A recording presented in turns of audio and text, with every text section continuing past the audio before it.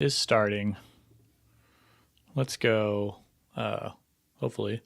Yes, stream is starting. Cool. I'm working on my OBS overlay thing, so hopefully this kind of works on some stuff. I guess I should probably update my things here. Over there. Can't seem to update that. Great. Cool. Good. Welcome back. It wants me to log in. Awesome. Well, what I need to do is radio garden. What's radio garden? Oh, no, I don't want that. Radio free code camp radio.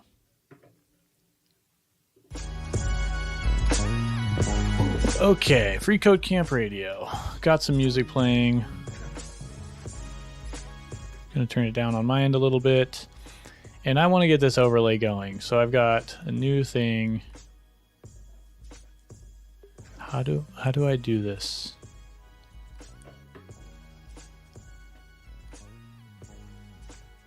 Let's go with transparent backgrounds. That's what I wanted to see. Filters, chroma key, opacity. Okay. Let's go with chat, filters, add a filter, add a chroma key. Okay. And let's do opacity. Let's do like a 0.5. Cool. Okay, that should be good. Probably need a little bit more than that. Let's start with that.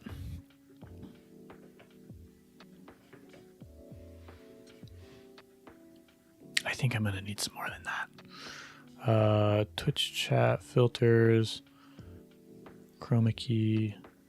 Let's do opacity like 0.7 maybe. Okay. That's my chat. Got a video. It's working out. We'll see. Okay. And I am streaming, so it is live. We're going to do change this broadcast.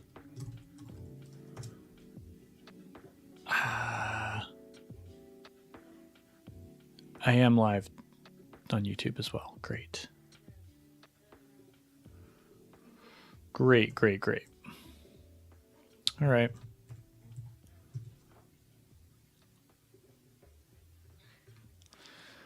Need to make a couple other adjustments.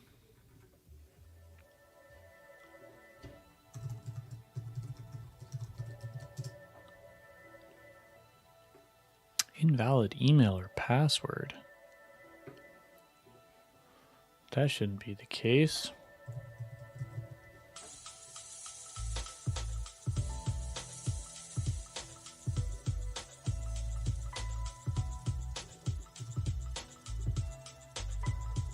There we go. Okay. Cool. We're in. What do I want to do? That's my stream information.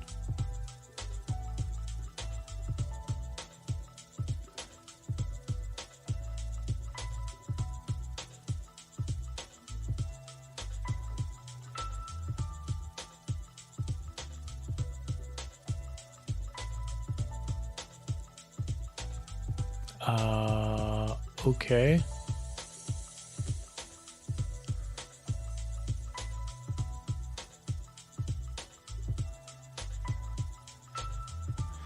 Okay, I think I want to change my title.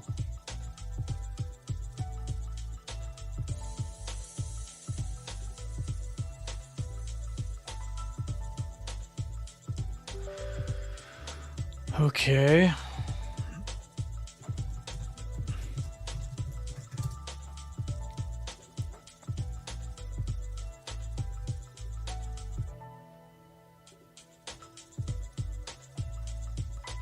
Gosh, this is annoying. All right, let's do, we're going to change our live stream to building AI apps with Qwik and OpenAI.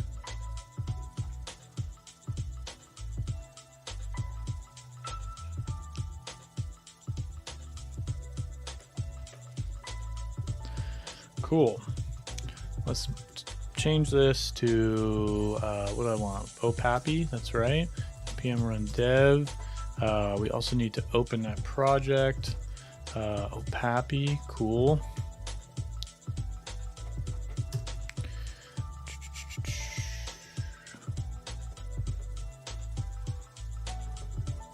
Don't need that. Don't need the README. Okay, I need to figure out how to do some code completion in Qwik.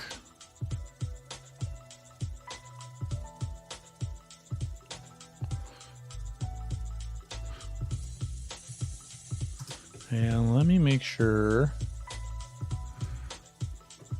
Cool, that's working well. All right, let's see where we left off. Application, reload. I think Qwik might be running on a different server. Yep. Let's do that. Let's go here. Here's my Qwik app. We have an error.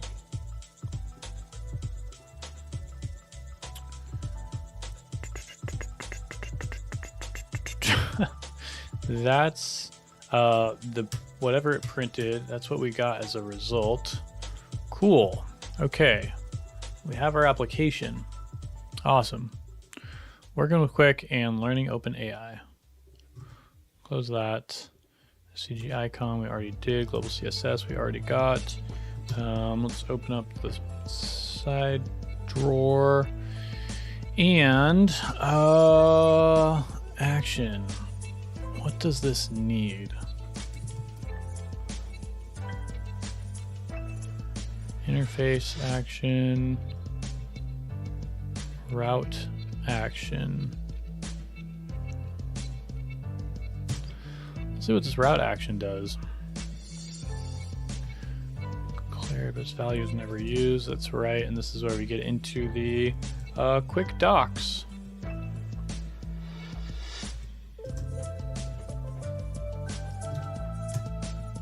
Which doesn't have any documentation on route actions. Maybe Qwik City. Also doesn't have anything. Nothing. All right. Qwik is the core framework. City is opinion file-based router. Build fast.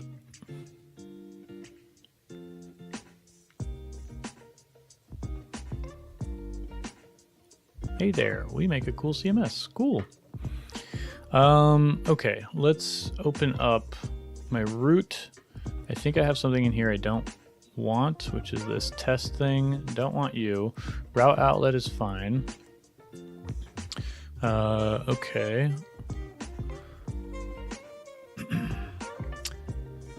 So here's my application. Okay.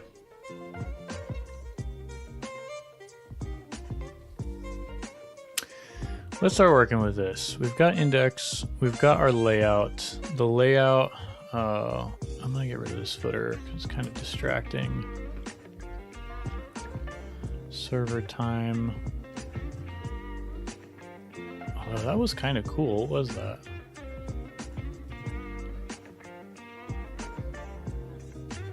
Huh. Okay. Interesting. Don't need that. We'll get rid of that. Cool. Also kind of bothers me having that when we don't need it. Okay, server time is route loader returns. Oh, that's all that it does. Cool. We're not using that, so we don't need that. The route loader is the data from when the route loads, and that's what the route action is going to be. Okay. Interesting. Okay. Don't need that. We have this route action. We're going to try and figure out what this route action does. So we are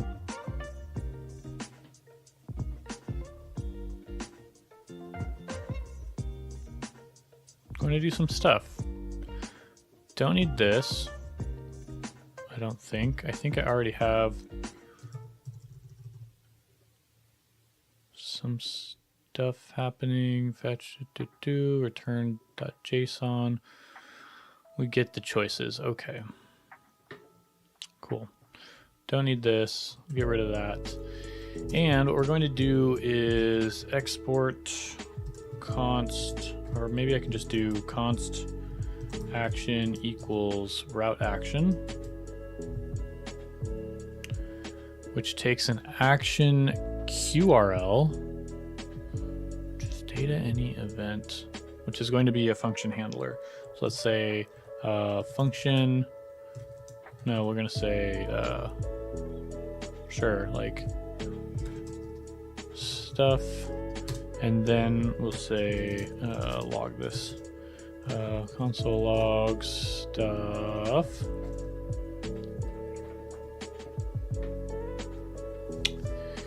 And let's see what we've got so far. Nothing. Cool. What about when the page loads?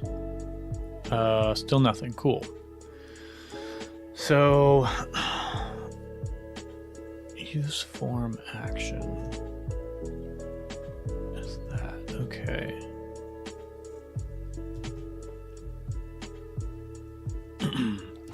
Let's try this one.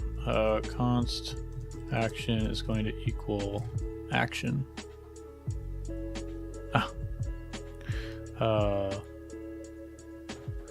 Use route action. Let's rename that. I don't even know why I'm doing that. Let's just, yeah, okay. Let's leave that. Use route action, reloads, doesn't actually do anything. Test, submit, nothing happens. We do get the route action. Now I need to figure out what this is.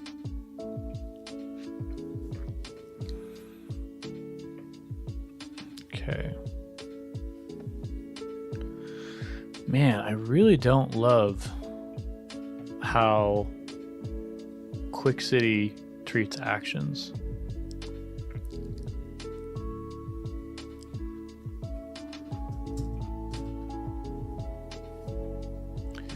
So what I get is an array. The first thing contains the parameters that are passed into that function, including prompt. The second one contains the context, which includes cookies, headers, env, a bunch of stuff. Oh, the platform and the incoming message off of the platform, which includes the node information. So that's great. So that's if I wanted to use node. I could get the action from node. Awesome.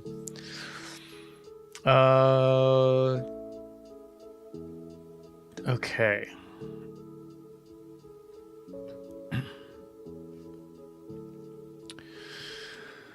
All right, let's see. Qwik City, tell me something about form component, please.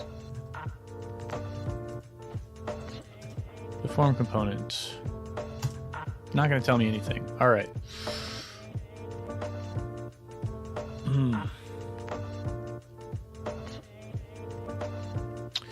This is a challenge to work with.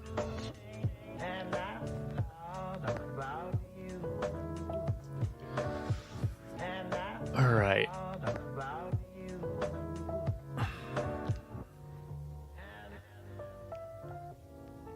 Okay, so I think I understand. I think maybe I understand what's going on here, and that is I have no idea what's going on here. When it creates a form,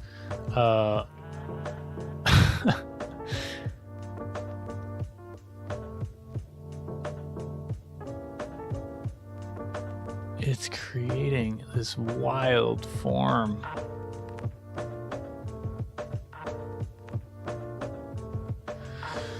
Oh man, this is tripping me. All right, let's get everything. Let's see what we actually get. From the original request, we get a message. That is a WebSocket. Cool. Then we get the document, which is the HTML that we actually want. And that has some serialized information. Yo, what's up, Brent? Yeah, we're doing some free code camp, code radio. I'll post it in the chat in case you ever wanted to follow along. It's kind of nice. Like, I really like for my stream something that just decides for me. Because I think I'm going to get off the chiptunes. They're a bit intense. So, we're doing some things again. We're looking at Qwik, and we're looking at building applications with Qwik. Look how this, they use stars in their class names, their emojis in their class names. That's interesting.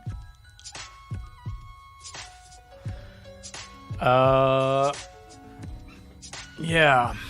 So,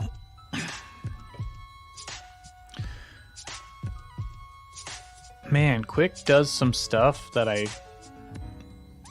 I'm really not sure that I like. So I need to step back a bit.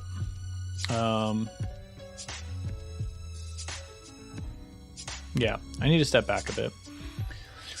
Essentially what Qwik does for me is they have a way of,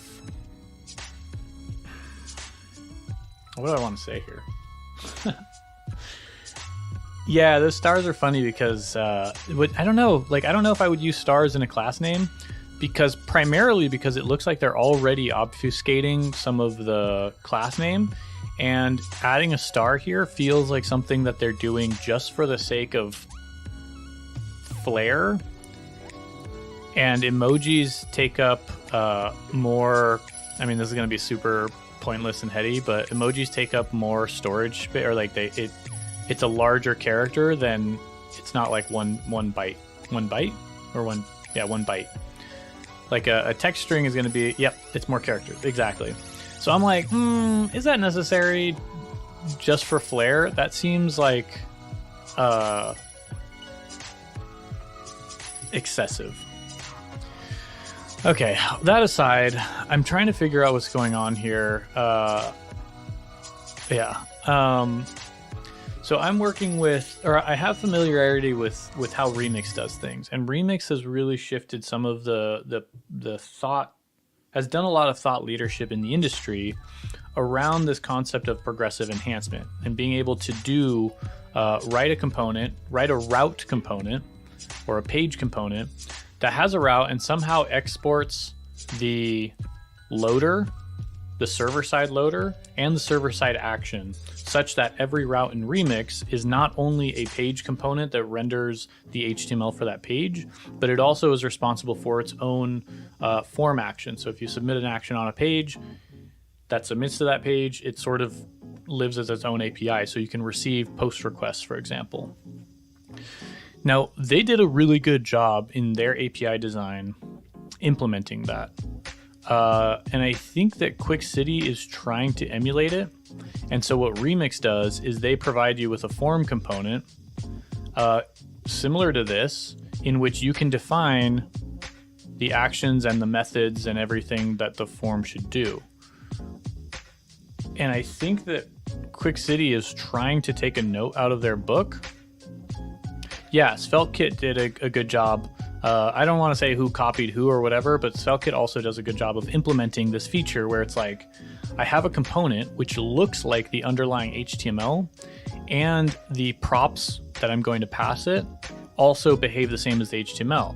Qwik City doesn't seem to do that, or didn't seem to read that chapter, because what form wants is okay, all of these things that are regular HTML keys. I don't know about dir, but a bunch of these things that I think are based off the HTML But the thing that it requires is the action. And you say, okay, action is pretty standard. If I omit it, action is going to be equivalent of whatever the current path is. In this case, action, type string is not assignable to type action store. Okay, so we've got an action store. So let's like see if I can walk through this. Const as equals something, and this is, I'm in a TS file, so I can do this. It's an action store. Let me see if I can action store. Cool. That's going to be imported. Yep, action store. It's going to complain because it needs the return input and optional requires between 2 and 3 type arguments. Okay. So it needs like, gosh, what does it need to be? The return type, string, and then the input type, I don't know, string. Okay, cool, it's satisfied. It's going to be this thing. They definitely inspired by it, not shy about the fact. I like that they use form element action versus a component. They also have a really cool button, form action attribute. Yeah, you're talking about SvelteKit, I'm assuming. The problem is, see, Qwik City is like trying to do too much, where what form actually expects as the action has to be an object. Yeah, see, okay, great. I don't even need this, right? It has to be an object, and that object has to contain things like action path, which is undefined, let's say. Okay, doesn't like that. Okay, empty string works, fine. It needs to have form data.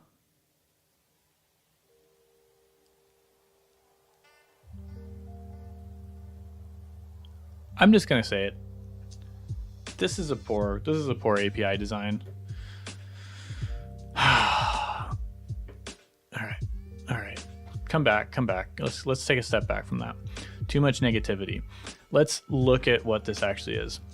The form. The best way to trigger an action is by using the form component exported in builder.io/QwikCity. In fact, that seems to be the only way to do it, not just the best way.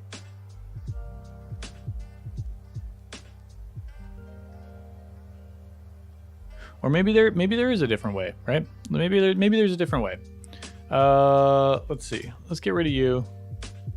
We're gonna go back to using a form.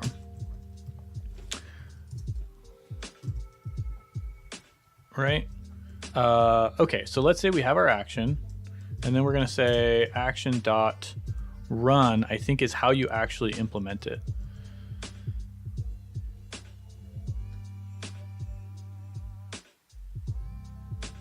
Okay, so then if I wanted to have an on click on submit, is going to be a function called handle submit, let's call it. We're going to say function handle submit is going to take the event, and then it's going to call action.run. Action.run, I imagine, returns a promise. Yep. Okay, but handle submit can't be here. Seems like you're using handle submit as an event handler. However, functions are not serialized. Did you mean to wrap it in?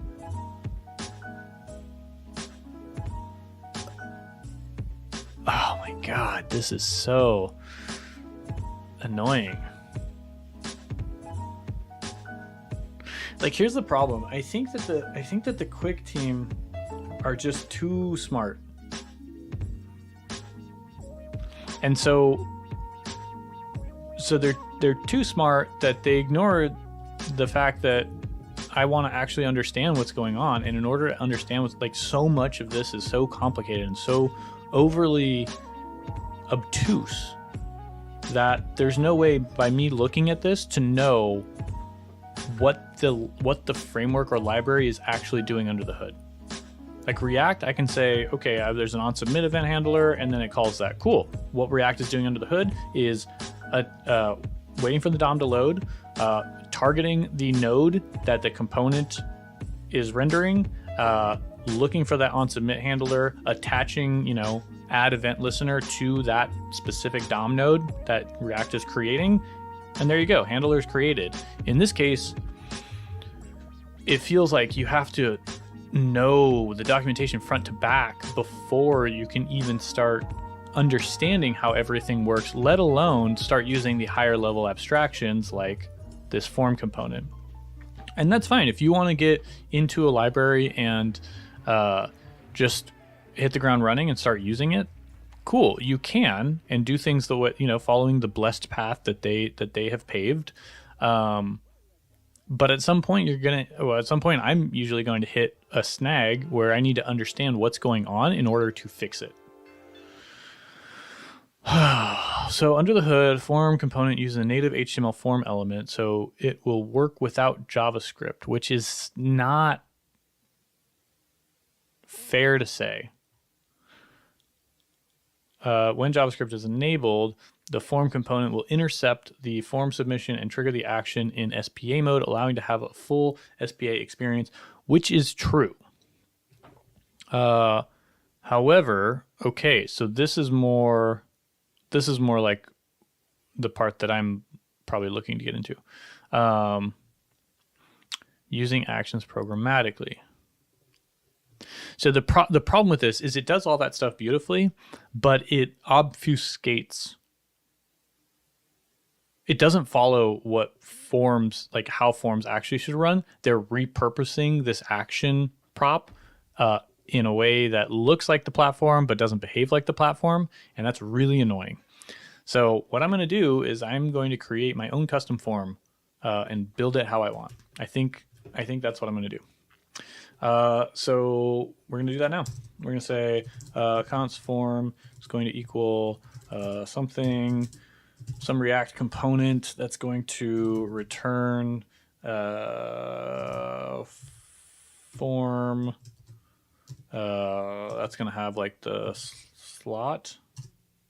Is there a slot? I think that there is the concept of slots.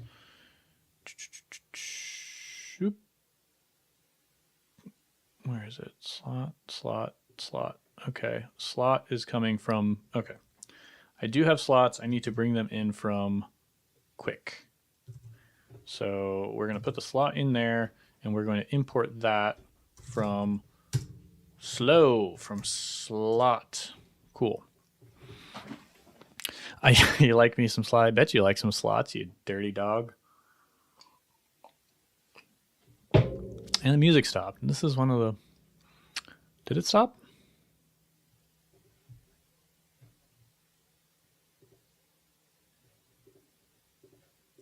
I don't hear it.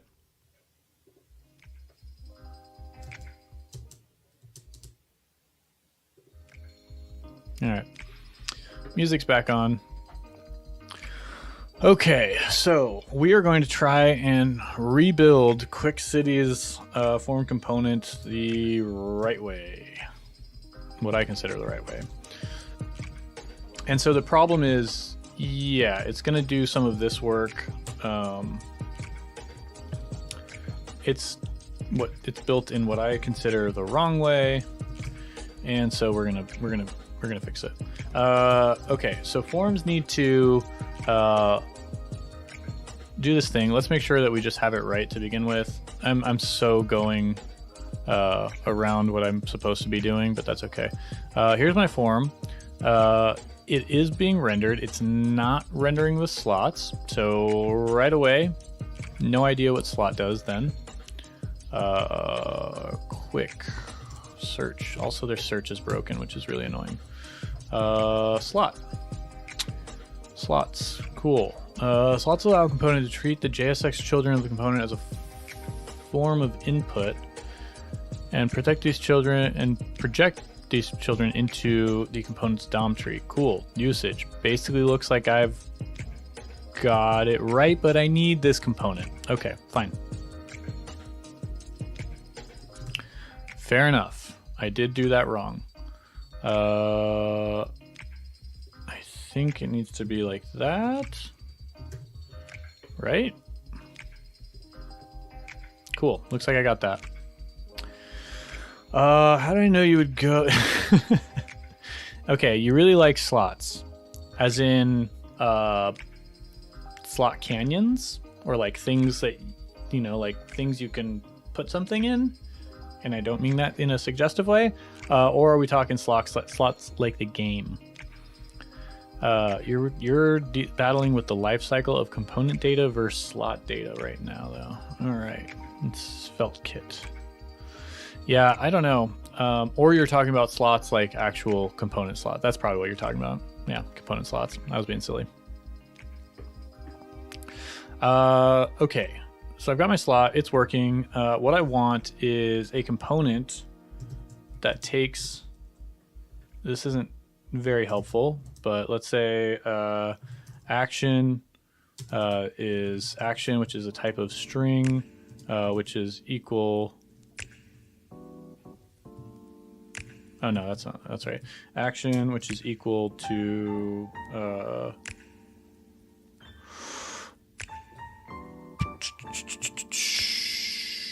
I don't know. It's going to be undefined.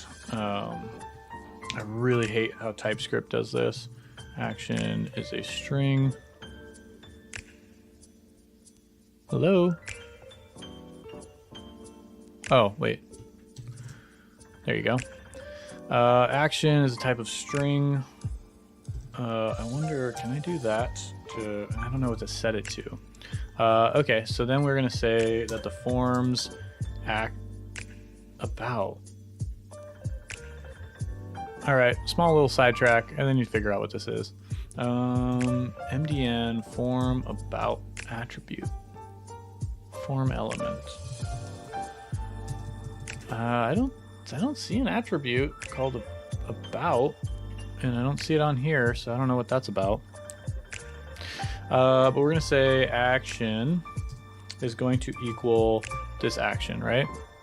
Now, action is the actual route that this form should have. So then I think what I need is this form to have an action, and that action needs to be set to this action dot action path. Okay. Now I understand why that they want you to pass this whole thing, because the form can just kind of abstract that entirely. So starting to understand it, but just don't name it action.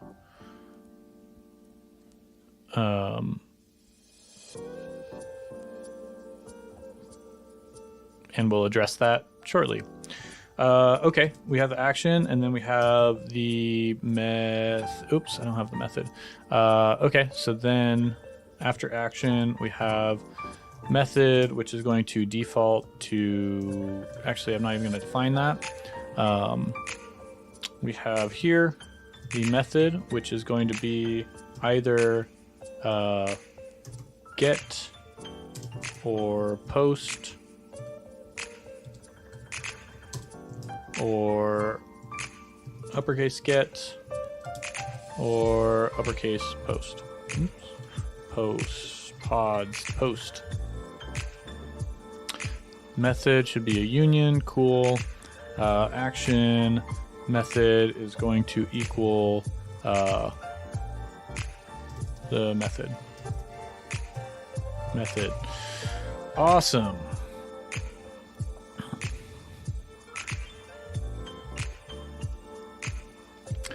Let's see, what do we have here? We have the form with a whole bunch of stuff that Qwik injects. The action is set as it should be.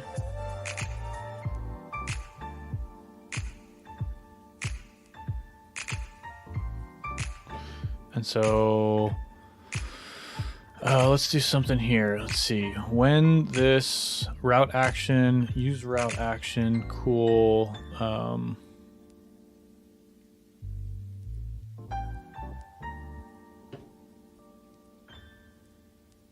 Okay. And this is the other thing that, okay, the method, all right, right. Action is not necessary because that will, JS doc types can only be used inside. Okay, oh, right. Method is also not necessary. And here's the part that they had already solved. Let's see. This is the issue where even though I have the action and the method, and I have the slot information, I can't actually run this. Like, in order to submit this action, I need to actually run it. Run is going to call that fetch request. Okay, so we don't need that run, right? Don't need this part. Don't want that part, in fact. What I am going to do actually is see what I can do about programmatically. I'm gonna do this. I'm going to run this action. Action.run. I'm gonna see what this does. Oh, broke some stuff. Okay, probably need a mounted event before I do that. Let's see. Mount, use unmount, use mount, use unmount. Mount is not going to be a thing. Mount, nope. So I need lifecycle events like use effect, use client effect. Awesome. Add event listener. No. Okay. Client effect. Okay, worked this time. Life cycles. So thanks for removing ability. We've got a bunch of stuff. Use task. Use task when you need to run async task before rendering. Run code once before a component is first rendered. Don't think I need that. Use visible task. That is all of the lifecycle events. How about rendering?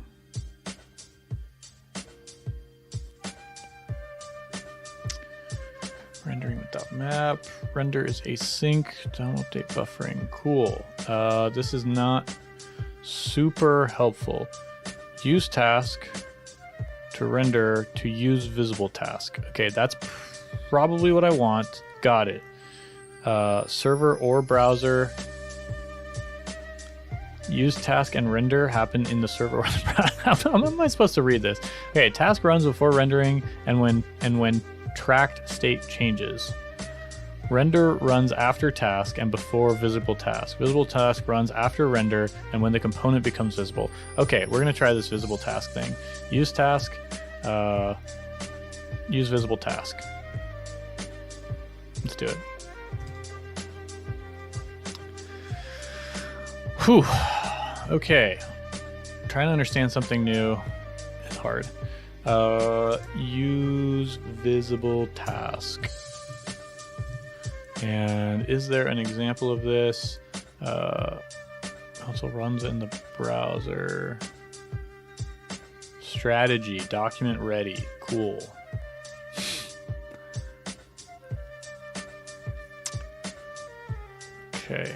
Okay. Let me just look at this one more time. Use task will run when the component mounts and every time store.count changes. Okay.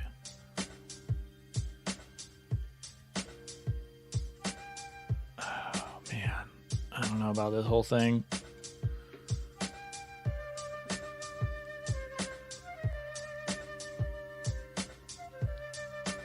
Okay, so here we're saying use task is when the component mounted.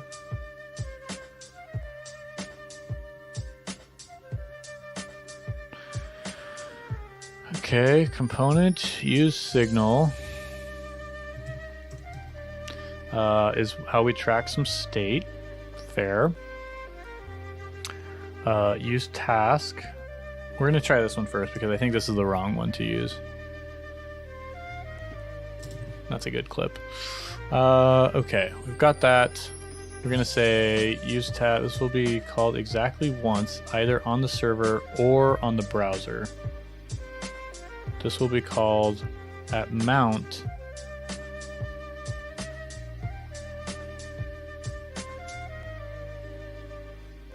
Okay.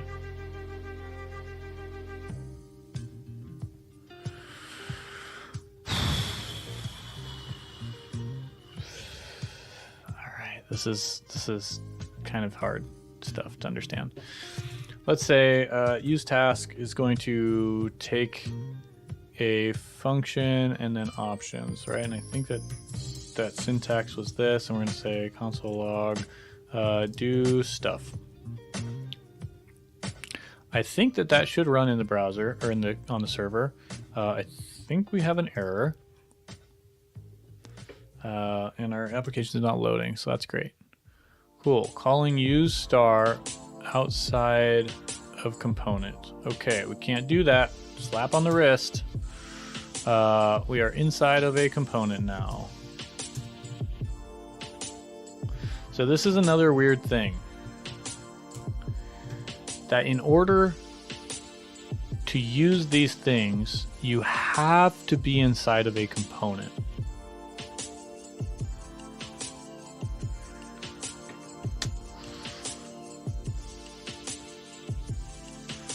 I think I'm going to blow this up and just not use Qwik, to be honest. Cool, that didn't even work. Actions cannot be invoked within the server doing SSR. Okay, fine. That's because I'm running action run here.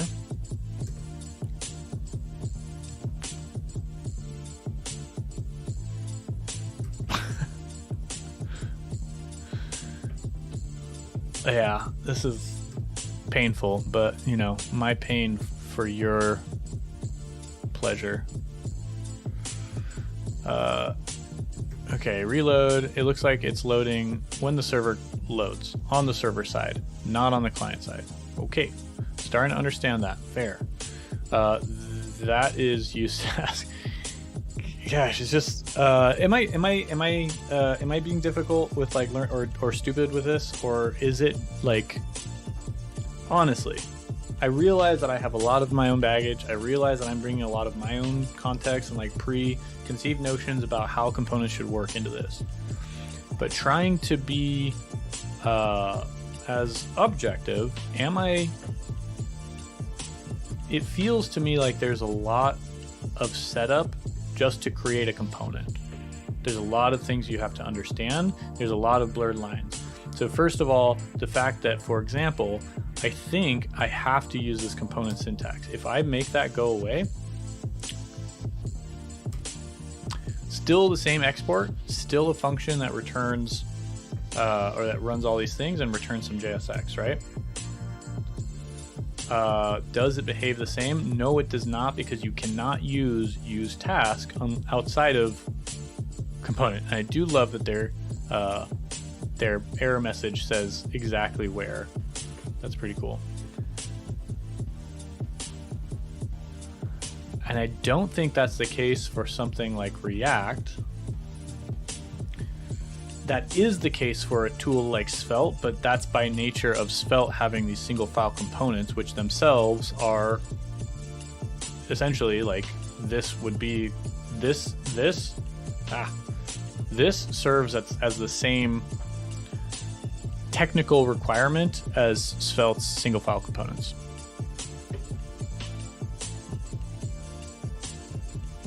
It's all overly complex.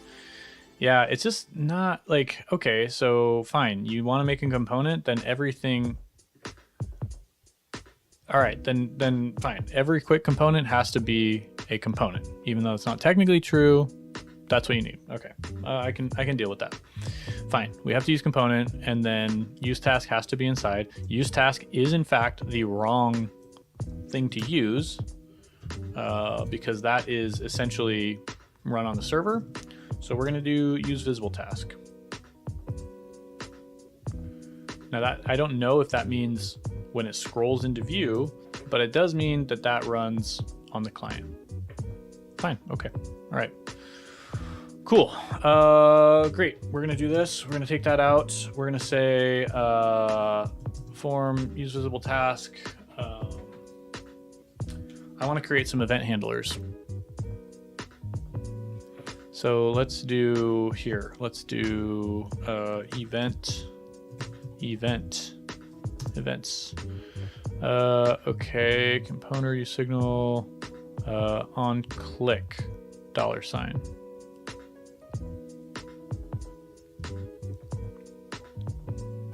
Okay. Prevent default example. Handlers dispatch asynchronously. That didn't answer the question. Because of the async nature of Qwik, an event's handler execution might be delayed because the implementation has not been downloaded yet. That's understandable, I think, because essentially what Qwik is doing is when you click, the actual DOM event could do some stuff. So you can't, but because, sorry, let me start over. When the actual DOM in the browser handles a click event, it's going to run that event. And what Qwik is doing is basically intercepting those events, and instead of downloading the function and appending the handler onto that click event when the browser loads, it's going to wait until the user clicks the button. Then it's going to go and download the resource to run the function for the event handler. And that's part of how it like serves less JavaScript to begin with. But that means that the browser has to go and download the resource for the event handler, and then it's going to run that event. Now, when that comes back, it won't have access to the event, the synchronous event that has already run, so you can't call prevent default. So this is a problem when the events handler needs to prevent the default behavior on the event. Traditional event.prevent default will not work, so instead use Qwik's prevent default event name attribute. Okay, fine, I can do that too. So what we'll do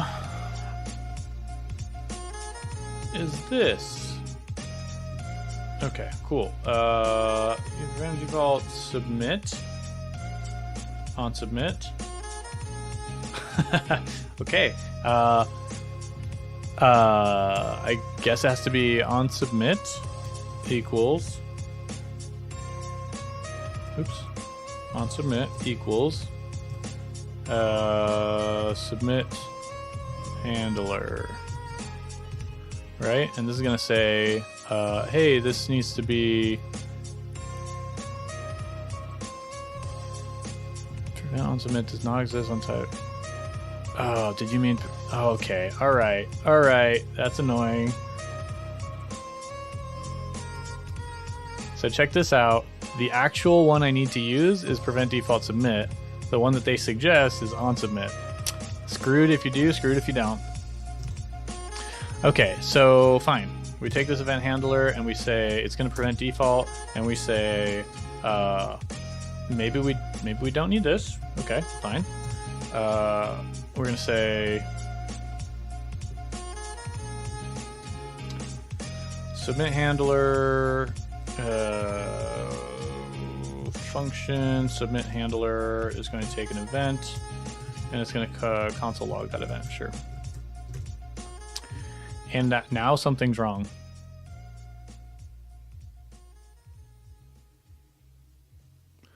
Event any void is not assignable to type Boolean or undefined. expected type comes from property prevent default submit, which is declared here. Okay. So they explain the problem, but they don't show. Oh no, prevent default click. Ah, okay, I get it now. It's just prevent default submit, and then you need on submit to equal the submit handler. And then submit handler has a problem too. Okay, because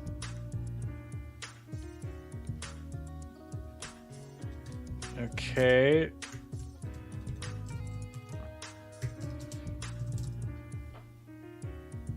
Is it going to take an event? And then is that going to work? No. Seems like you're referencing inside a different scope on submit.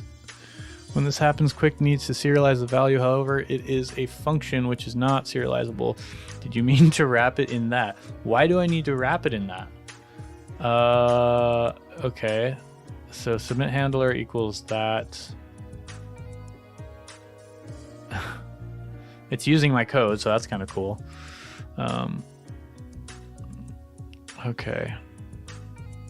Let's see if we can check this out.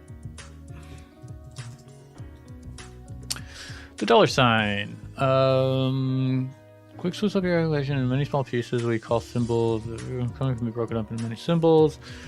The $sign suffix is used to signal both the optimizer and the developer when this transformation occurs, but we're using $signs literally everywhere, so it actually starts to lose its meaning.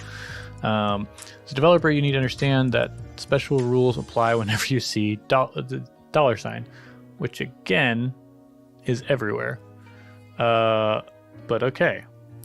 Component, console log, render, that would happen on the server, I believe. On click, that also happens potentially on the server.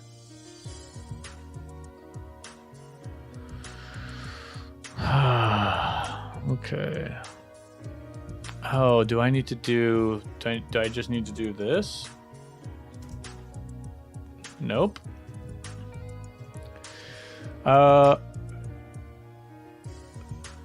Let's see. Let's see. Inline arrow descriptions are good. At least the inline arrow descriptions are good. Yeah. Some of them. I mean, some of them are really good. Like I don't want to discredit the talent of the developers behind it, but API design. I think the API design didn't hit it. So when you mean it has different meanings everywhere, same syntax of use. No, so what I mean is the $sign clearly has it's supposed to signify something, right? It's supposed to signify, particularly that this is a JavaScript application, but we need to understand that when you have a compiler involved, you're potentially no longer working within just a pure JavaScript environment, because this code is not the code that's going to run in the browser. This code, when you have a compiler, when it runs through a compiler, is going to be transformed. And what they're actually saying is that any function that ends with a $sign is a signal that this code is going to be transformed. The problem for me is sort of like when you say the same word over and over, that it begins to lose meaning. Is that I'm just going to have this $sign here, and it's no longer going to be special because it's not like a one-time thing. It's just like everywhere. So then I get confused about which code runs in the browser, which code runs on the server, which it just starts to lose meaning. Yeah, like a word that you use too much. And also the fact that they say like foo $sign, that actually doesn't mean anything either, because the $sign things, I think the first that ends with $sign has certain restrictions. Okay, Literals without local identifiers. Invalid.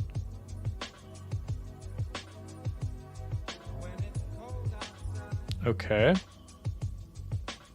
Invalid, invalid. This is valid though. Okay. So stuff that we put in there that... Okay. Importable identifiers. Foo is not exported, so it's not importable. Valid. Okay.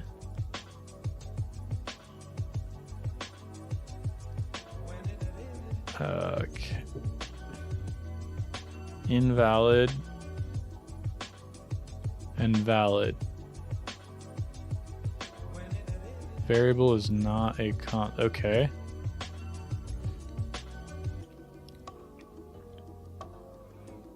Invalid. Local capture variables must be serializable. So we can't do this because it's not serializable. But we can do that. Oh boy. All right, let's... Okay, poll for the audience. Should I continue working with Qwik to try and understand Qwik? Or should I work with something else, either Remix or Nuxt, so that we can move on to actually building AI stuff?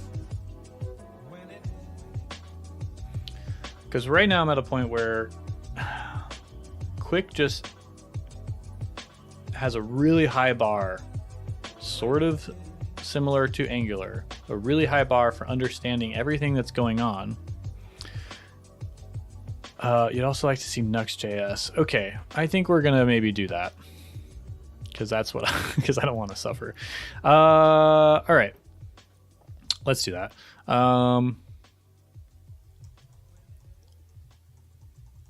We're gonna do some Nuxt stuff. We're also gonna do some funky form stuff. I think I'm gonna play around with an idea that I've been rolling around in the back of my head. I think, yeah. Okay. Nuxt.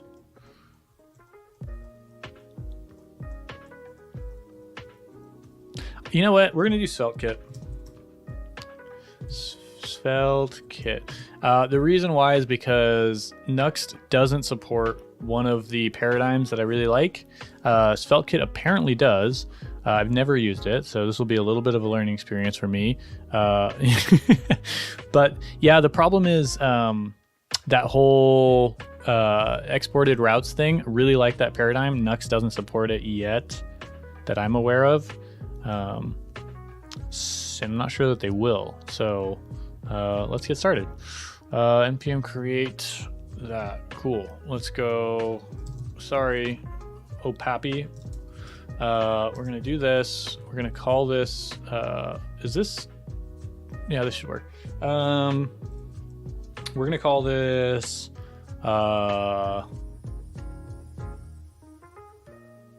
open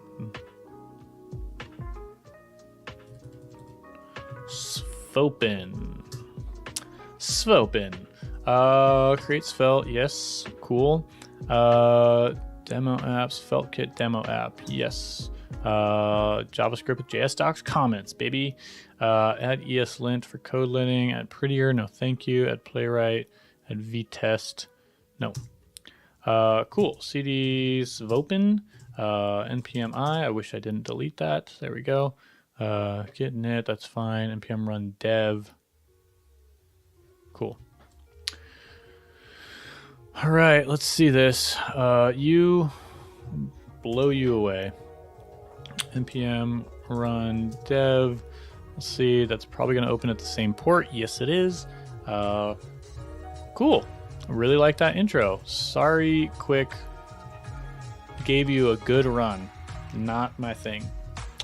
We should probably have the SvelteKit docs up though. And Brent, I got you for this, so let's get going. Let's do code here. And then npm run dev.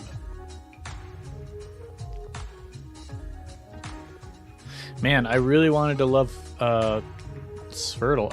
It's funny. That's cool. Would really love to take it some time to just play this instead, but I'm not going to. I really wanted to love Qwik, but no. That's it. It's not going to be my thing. You know what I ought to try, actually, is Solid Start. I don't know if they have this like route thing, but let's do this. Okay, so we've got, ooh, key, already don't like it. We've got page layout, page.js, pre-render true. Since there's no dynamic data here, we can pre-render it so that it gets served as a static asset in production. Okay, page.svelte is my actual Svelte thing. Sure, let's install Svelte. Would you like to install? Yeah, please, sure, why not? That should help. Putting you in your headset though, because your kid's home from school. Yeah, that's all right. Cool, we've got Svelte components now. So this is going to import, this is going to be my imports. Cool, this is where I get a component. This is where I get a file. That's interesting, and another file. And then I kind of like that I just go straight into HTML. Like, does this have to be, what if this is like a div? Or does it have to be a section? It looks like a div works.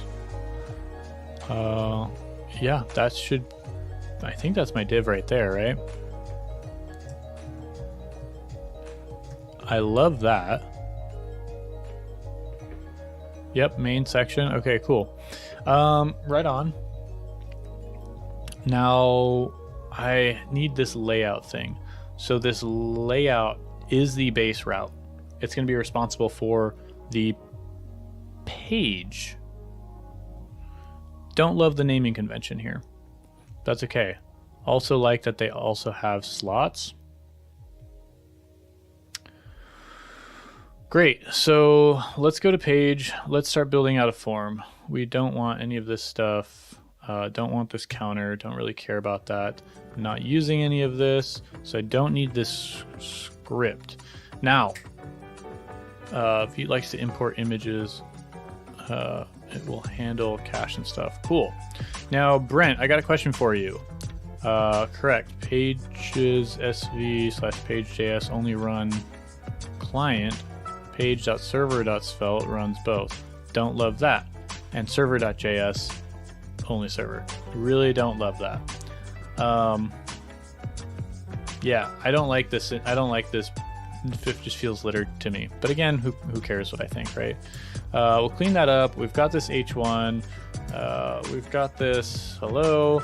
I don't need these styles. All right, I'll keep the style tag, but I'm going to get rid of all this stuff. It's much better than before. Okay, so question for you. If I wanted to run... no, two questions for you. If I want to deal with form actions... Add double scripts. Ooh, yeah, that's not great. If I want to run a form action, how do I do that? And I'm asking my chat instead of just consulting the documentation. Let's do action, form action. There we go.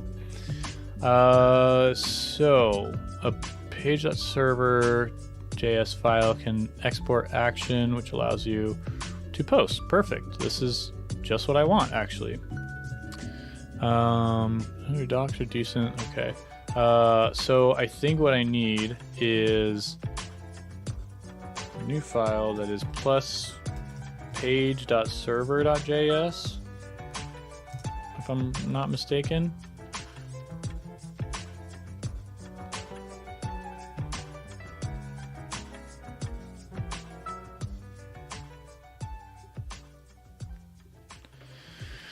Page.server.js. Cool.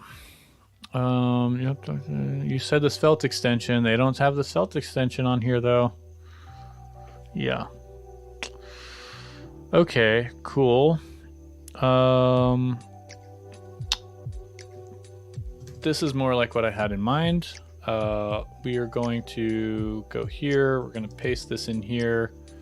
I think I technically don't even need that section. Internal error. Awesome. Internal error suggests, yep, cannot pre-render pages with actions. And that's because I have this page file that needs to go away. Internal server error. There you go. There's my form. You can shut up and let me roll. Okay, so far that's good. So far I like that this really leans heavily on the browser. So let's do some stuff. Okay, another question for you. I might get to it. I promise. I don't. I reserve the right to look at documentation. But Brent, if I wanted to if I wanted to run some code when the application mounts, not necessarily like I want global. I want to add a global event listener to the window.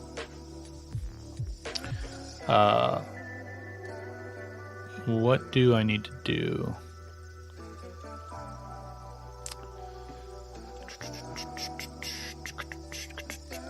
Let's see. Window. Let's do mounted.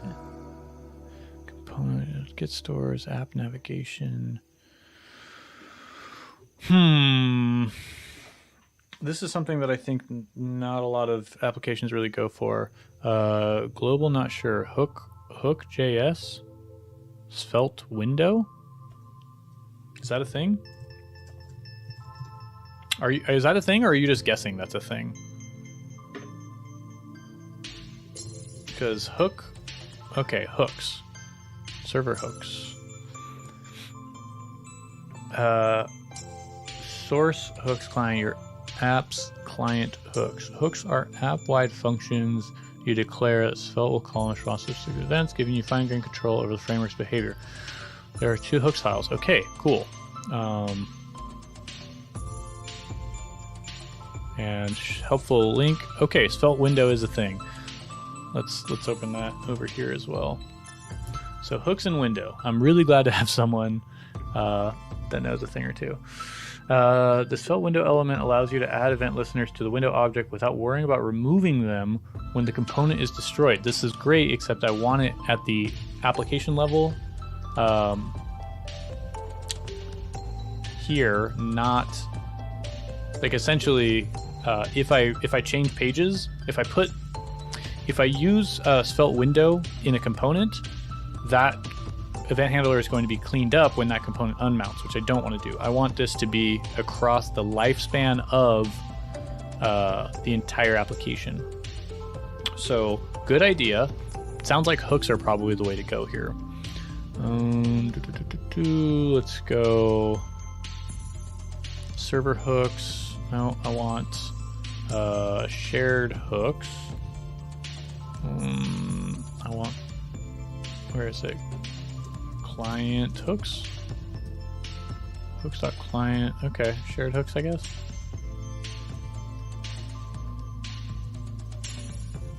Handle fetch, client-side navigation.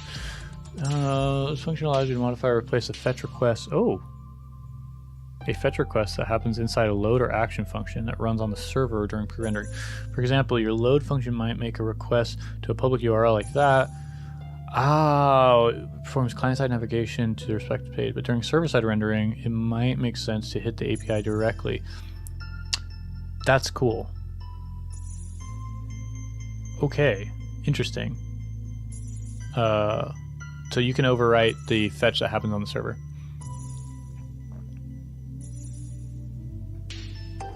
Okay. Regardless, I think what I want, shared hooks, handle error. I basically want something like this, hooks.client. So let's copy this. This is a good example of what I'm looking for, because this is an example of using Sentry. In Sentry, you basically just create a Sentry object when the page mounts. Instead of handle server, type of handle in there, the type of handle error is handle client error instead of handle server error, and event is navigation event rather than request event. Okay, let's see. We need source. It was source slash hooks.client.js. Cool, right in the root. Don't mind that. Like that actually.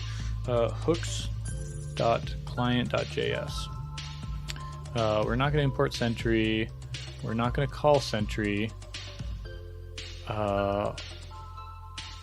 For function handle error, I don't know if I need to do this. I'm just going to console log the error. Sure, why not? And the event, why not? Event. Okay, cool. So when an error happens, now what happens if I say console log what up? Where's that going to run? I would hope that it's in the console. It's there. I would hope it's not in here. It's not. Perfect. Okay, so what I want to do in here is say window.add event listener submit.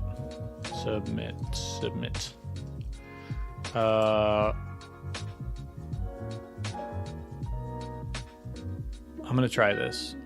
Clear separation. So I'm gonna try this. We're gonna take the event object and I'm going to try and event.pre-event default. I'm gonna try and capture every single form logic in one place. Okay, cool. So yeah, I should probably do, let me do one more thing. Hooks on client, and let's say console log test. Okay. Page mounts, we get a test. Go to about, svelte, home. Okay, we don't rerun that. That's great. Let's see, clear separation. Took us all a while to get used to the page stuff because it was index files like normal file. Yeah, I don't know if I love this. Like, I think I would have liked index.svelte better.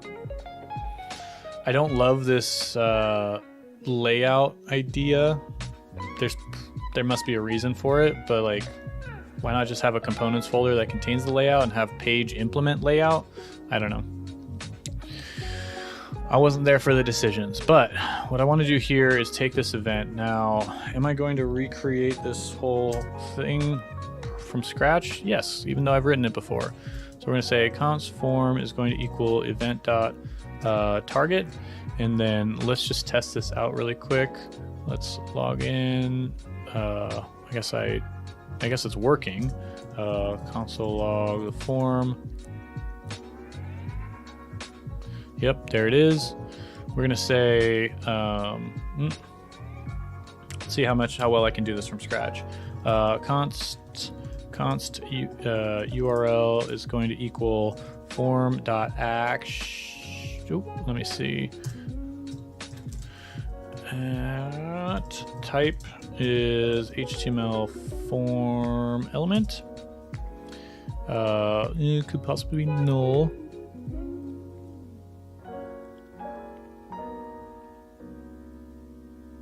That's fine. Form dot action. Const form data equals new form data on the form. Const search params is going to equal new URL search params from the form data. Then we're going to say const options is going to equal this, where we're going to say the method is the form dot method.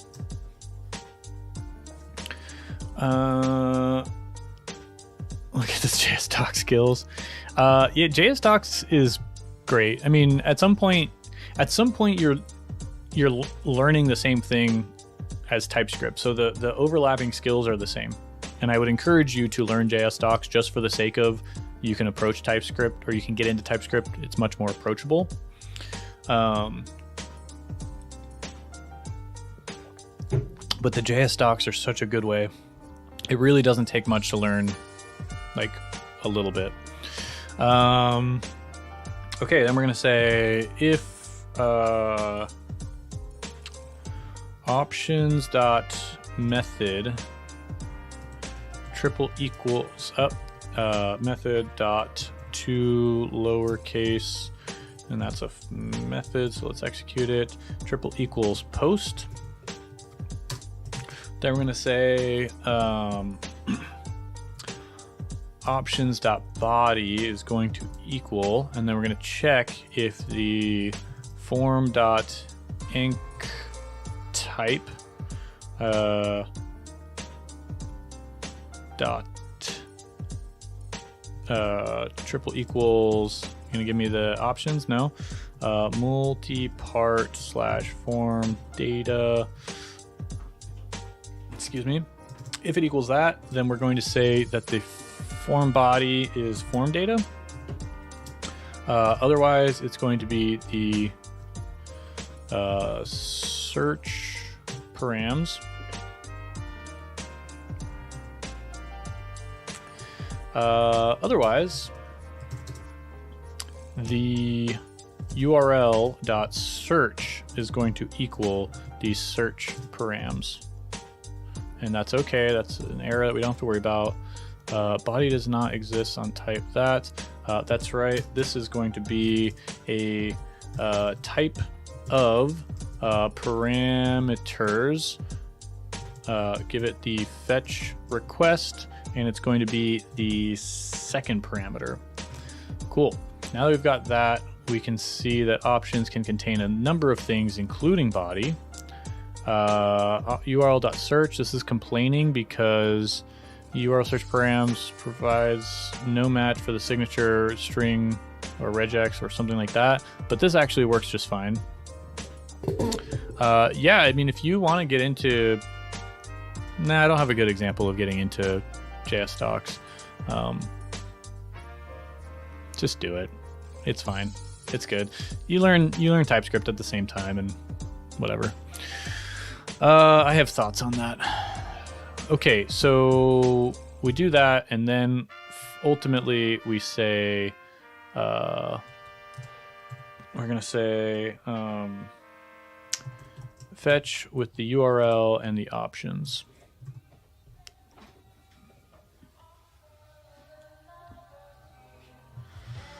Okay, a couple other things I want to do here. I want to support canceling previous versions. Yeah, next podcast I can rant about it for you. So let's see if we got that working, right? I don't need to spend too much time on this.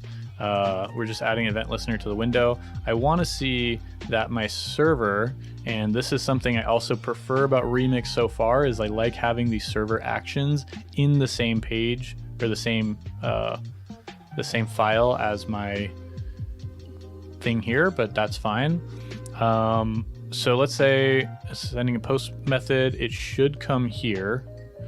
Now I need to look up what these actions do. Let's see. Let's look up action, form action. Okay, default actions, named actions. Interesting. So in the simplest case, a page declares a default action. Const action. Export const actions. Does it have to be named actions? Yes, it does.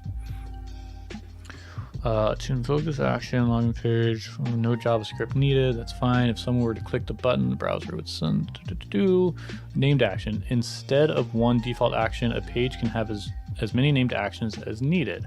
So I can have login, register. To invoke, I can have multiple paths. Interesting. I also prefer how Remix does this. But again, oh, very interesting. Okay, the action is a question mark, which means it's going to submit to the same path, but append question mark. Wow, or it's gonna submit to the same route, but append a question mark. That's interesting. So everything goes through the same route. I don't know if I love that either. And I realize that I'm sounding very nitpicky about these tools, and I'm coming from having the most experience with the way another team does it. But what I like about the Remix team is they basically treat each file as a route, which to me makes sense considering all of these tools follow file-based routing anyway.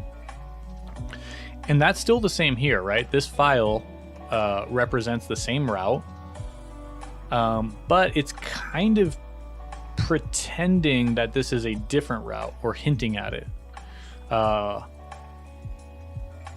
Yeah, don't know if I love that. I also don't like the decision to export const actions equals an object when you could have just have export default be the default handler, export const login be the login handler, export const register be the register handler.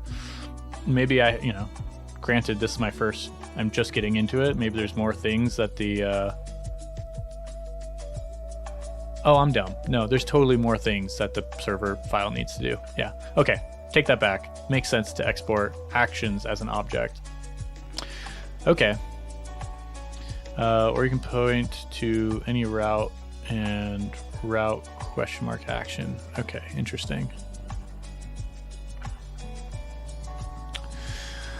Okay, got over that little complaint, but I do still like the fact that yeah, actions, you basically export const a single action per file. Okay, anyway, let's see. We're gonna say console log event. Sure, why not? That's my action. Let's see if we can test it. You're going to submit. We're gonna check the network. We're going to do just fetch any requests. Looks like we actually sent it. We sent empty payload. We got on the server, we got the path, so that's great. So our fetch request is working. That's pretty nice. I'm gonna, no, let's bring over the OpenAI stuff that we had in the last project. OPAPI, let's bring this over. Qwik, you did me dirty.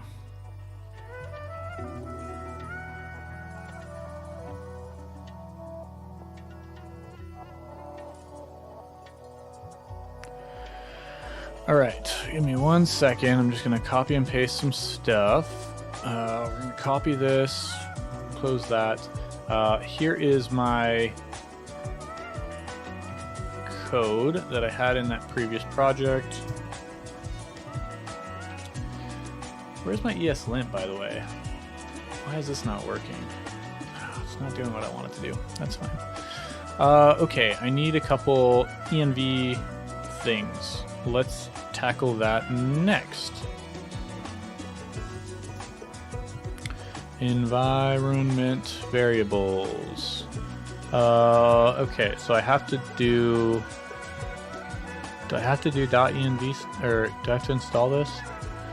Contemporary smelt kit will read environment variables from your .env file. Okay, that's fine. That's all I really need. I'm going to come here. I'm going to create that file. Whoops. I'm going to create that file .env. I'm going to pull this off screen so no one can actually see my API keys.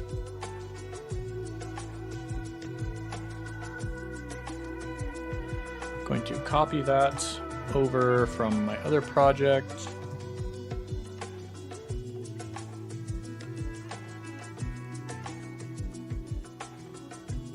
And hopefully I'm not going to...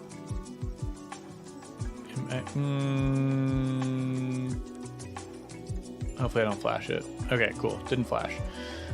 Okay, we want some key, right? Let's say I'm trying to get some key. Some key, yeah. So what I want to do is on my server here, I need the OpenAPI URL. I need my const that equals process.env. Oh.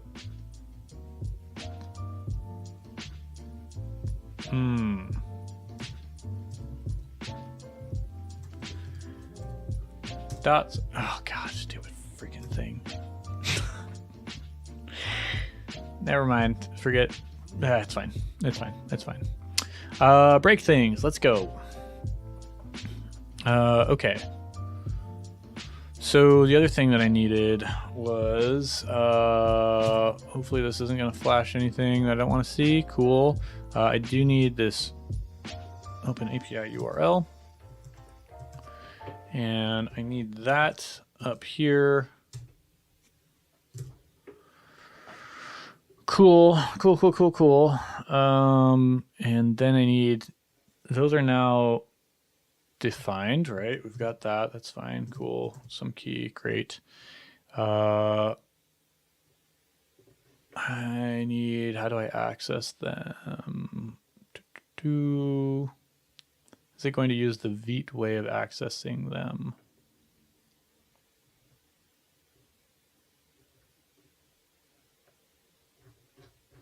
Is it going to tell me how to access them? No. Environment variables. Environment variables. Okay. Port and host. Origin protocol. Doesn't actually say anything. Am I missing it? There's nothing in here like process.env or...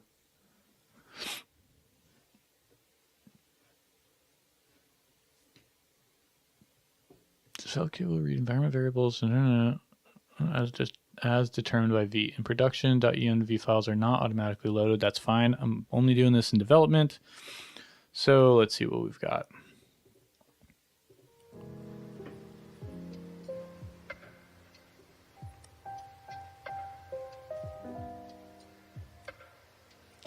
Let's see what we've got. Can we do console log open API key? And see on the server we have undefined. Do I have to restart my server?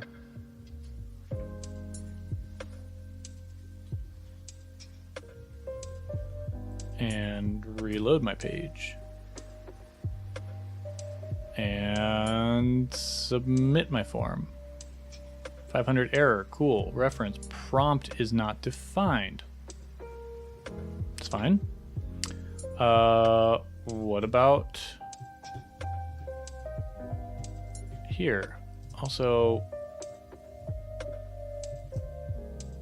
fetch OpenAPI completion is cool. We'll get back to this part later. Return yo. Okay, when I submit this, I want to see this OpenAPI key, please. Log, we get the response. We get undefined. Okay, how about import.meta.env.somekey. Submit this, we get undefined. Okay.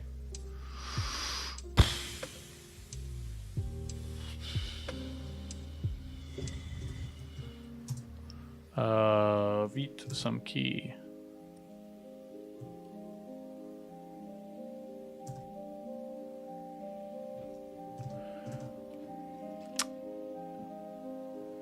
Is Vite going to make this available to me? Log in. Okay, we do get the key. That's a fake key, by the way.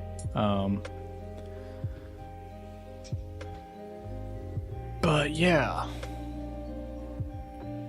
I think, okay, so for server-side clients, I would need to do maybe the...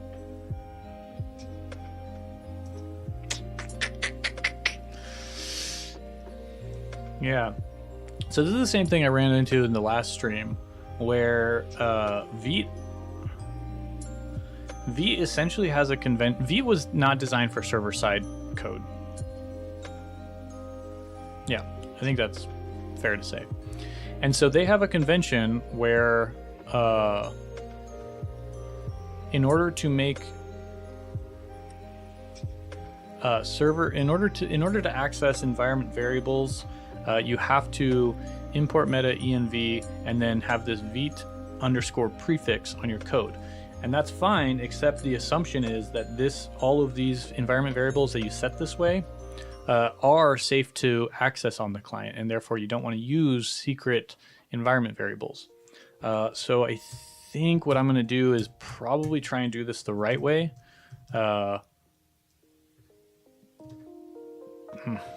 And use that.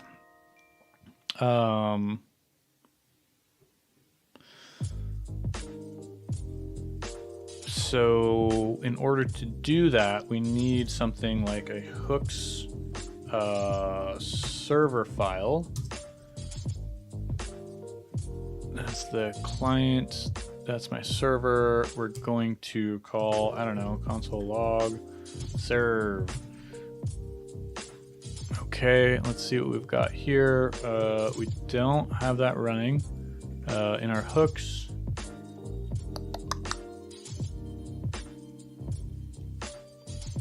Oh, right. Window is not defined. That's right, because that got copied into the server. And then we do have it there. Cool. So what I need to do is, npm install .env, and then run my server. And then I need to import .env/config. And that should be enough to pull this in to my server. What do we got? Page, where is it? What was it, the page file again? Yeah. Yes, OpenAPI process env some key. When I submit this, we still get undefined.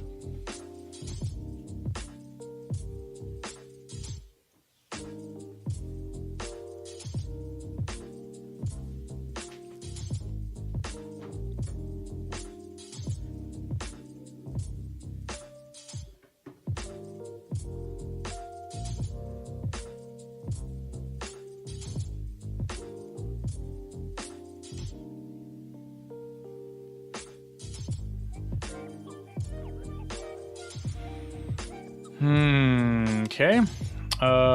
In dev, we're gonna call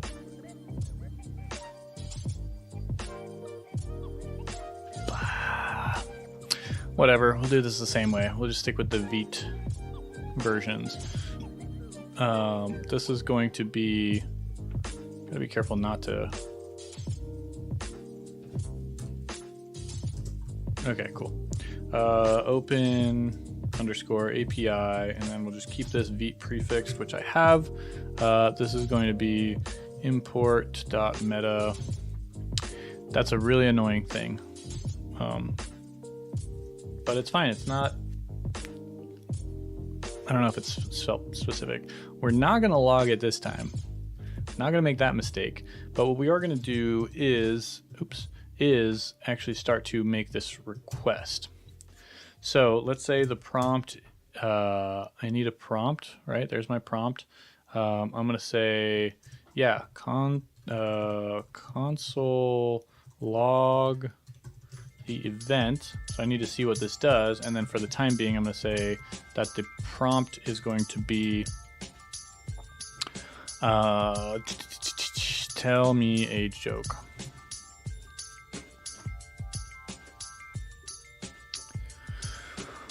Okay, we're going to log in. Hopefully it's going to tell us a joke.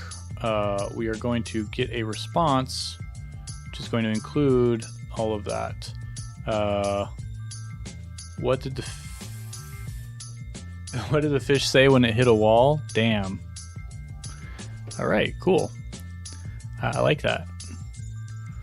The prompt is working. Our API is working. We need to see this information now.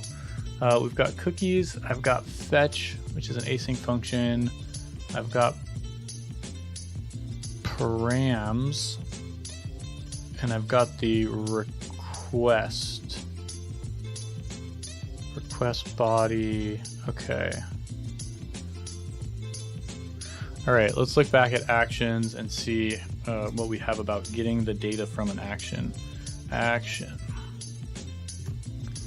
Data. Form actions. Some data. Anatomy of an action.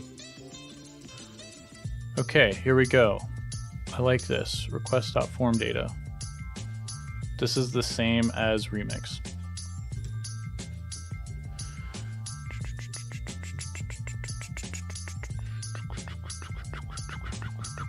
And that's going to be off of the request object, which is also the same as Remix.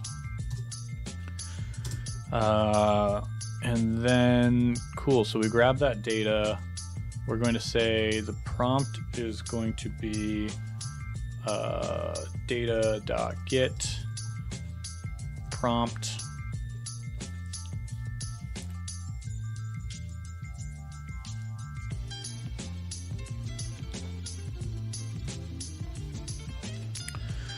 We're going to go back to our page and we're going to say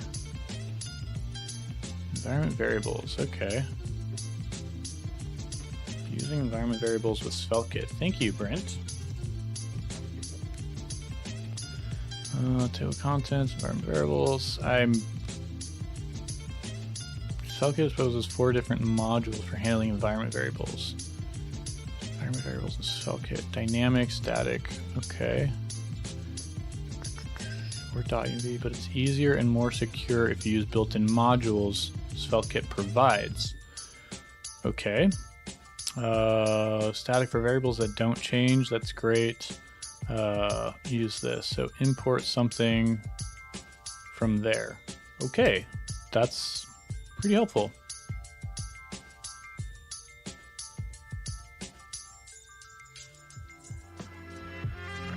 And then variables that are prefixed with public. Okay, that's helpful. Thank you. So there we go. We're gonna get Vite open API key. We'll yeah, I guess we should probably, let's see.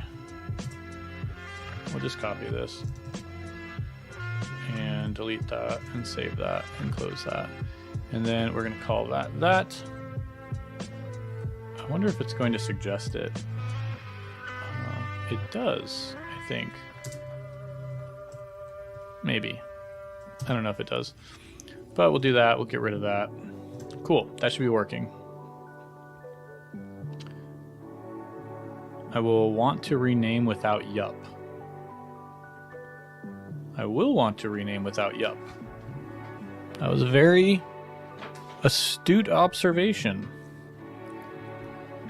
Okay, so we've got our fetch request. This is happening on the server. Then we are returning. Gotcha. So basically, instead of clearing up what you were, or deleting what you were saying, you just appended yup to the middle of your thought. Cool. Why does this look all funky?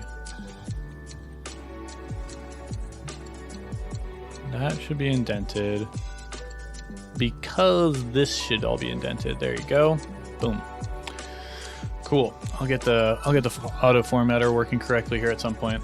So now we've got this set up correctly. I want to have some fun over here and change a little bit of my form. I'm going to change that. We're going to hit submit. I'm going to say prompt. I'm going to cut this out and move it up because I prefer my inputs this way. And then we're going to say for prompt we're going to say the ID is equal to prompt and the name is equal to prompt. And we don't need a type, and actually this should be text area. I don't know. It's fine for now. I think I'm going to wrap a div around that so that I can abstract that away later. All right, so here's my prompt. Let's say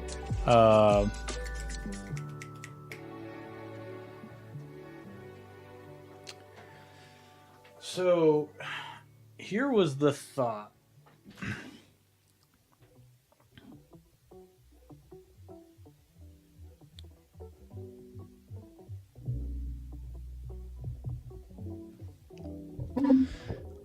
Oh, December's truly. You like JavaScript, you really just want to know where the hell they stashed that Malaysian Airlines flight. I have no idea. And I wonder if JavaScript is the one that is going to answer that. But anyway, so what I wanted to work on was, so I have this global event listener that thanks for the follow, Decembers. Glad you're here. What I want to do is I set up this client global event listener with the idea that it would be cool to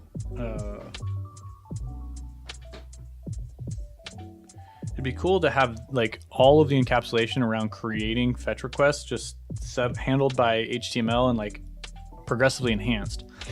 Now what I want to do is have some way of showing some loading state for it. So I think what I kind of want is this idea of maybe signals or like global store. Let's see, is there store?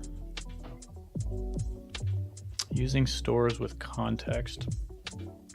So that eventually what the plan is, I have one global event listener that listens to every single form submission in the application.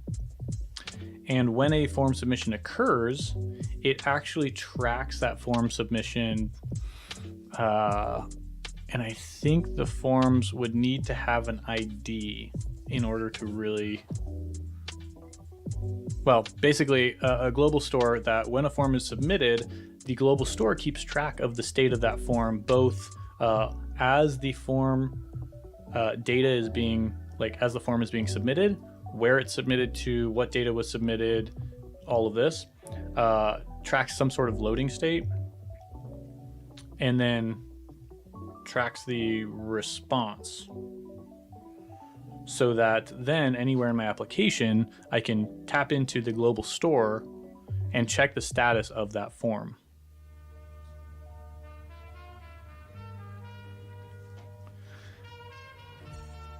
Use enhance.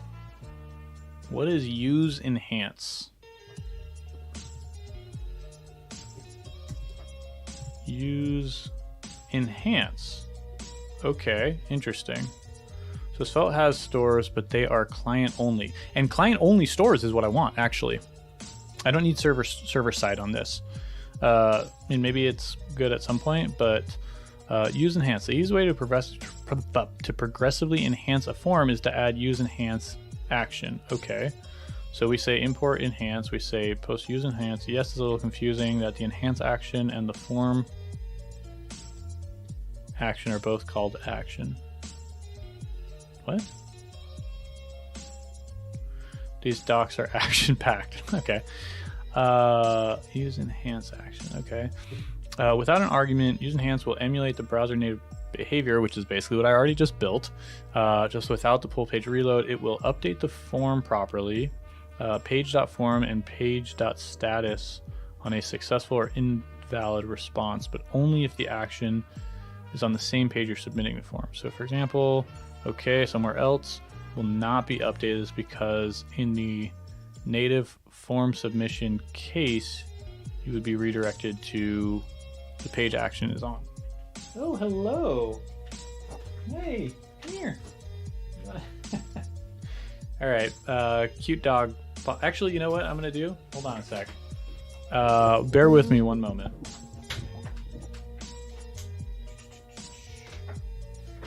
We have a doggo. Doggo alert. Hey, buddy. Okay, I've got this guy. This guy's gonna be set up. Shoot.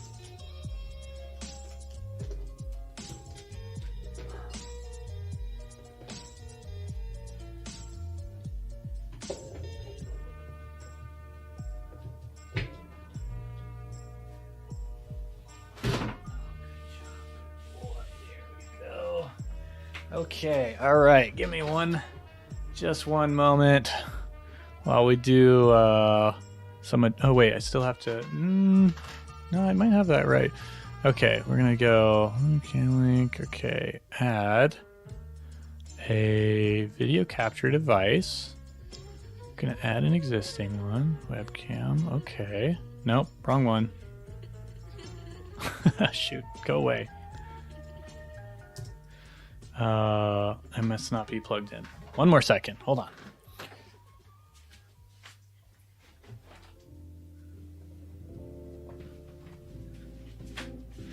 No, it's totally plugged in. Okay, we're going to add video capture device. Where'd it go? There we go. Add existing. Okay, Logitech. Okay. And that didn't do anything? What the heck? Hello? Are you working?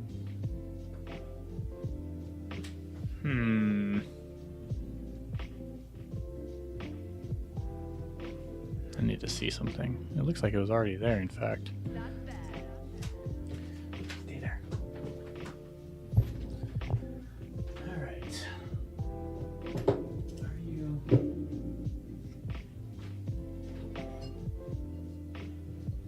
Yeah, it's totally the right thing. What if I plug it in over here?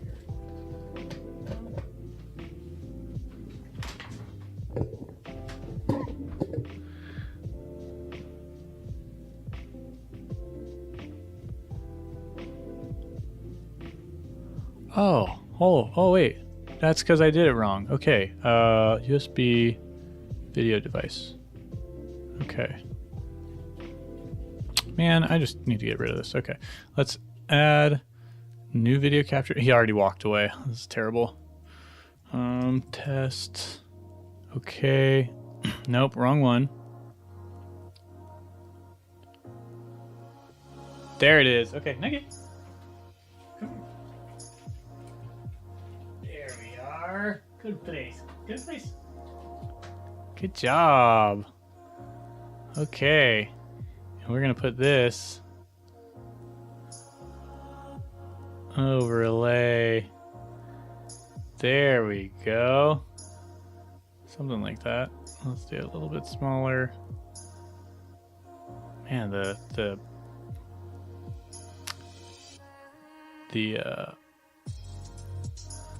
something like that. Right, a little bit bigger. Okay, cool. Ha! Look at that. Hey, Nugget, good job.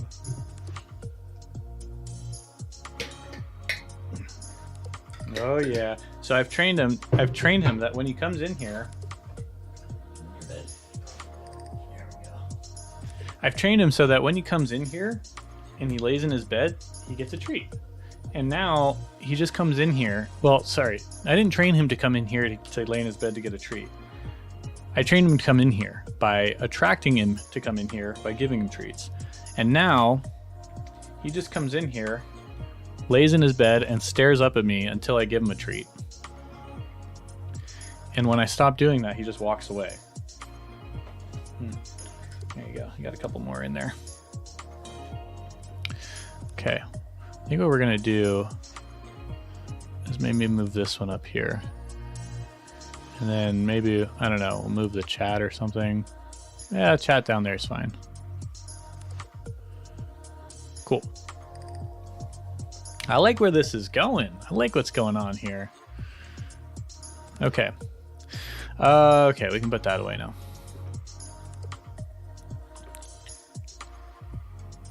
Yeah, I saw when what's his name had one of these set up, finite singularity. I was like, that's a good idea. I should do that. I'm not gonna get a lot of visitors if I start live coding from a hot tub, but maybe if I have cute dogs on here. Okay, so what were we doing? Yeah, this form enhance thing. Okay. Reset the form element and invalidate using invalidate all on a successful response called goto on a redirect. So, okay, so use enhance is a function handler.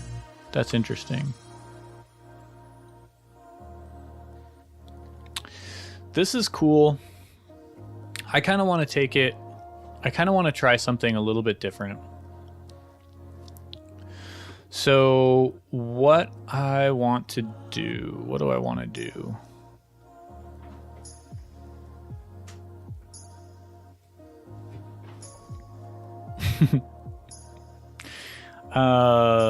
So what I think I'm going to do is look at this event handler and say, we're going to say, we're going to go down here and say something like this. Form dot add attribute. How do I add an attribute? Set attribute. Set attribute data dash loading. Data dash loading.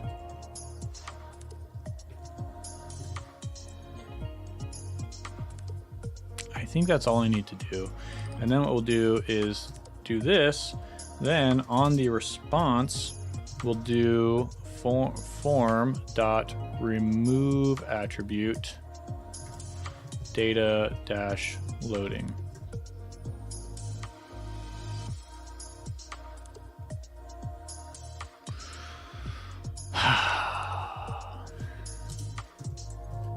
Okay. So this way, what I can do is something like check out the form, submit, data is loading, the request completed, no?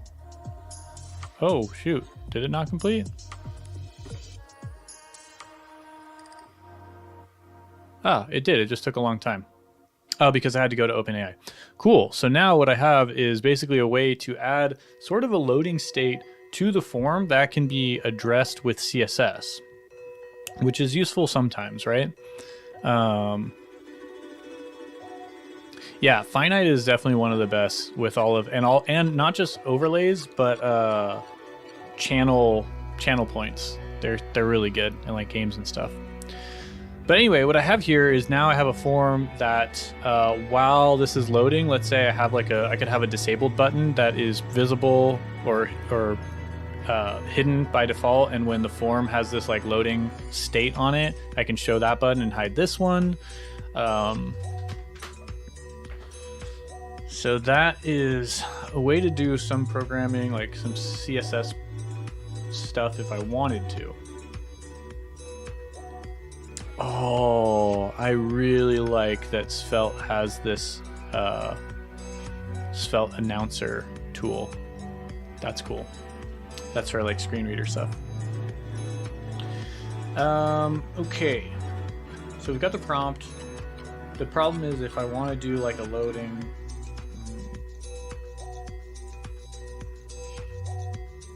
okay. I'm gonna do one more thing here. And that is that is this. I'm going to say const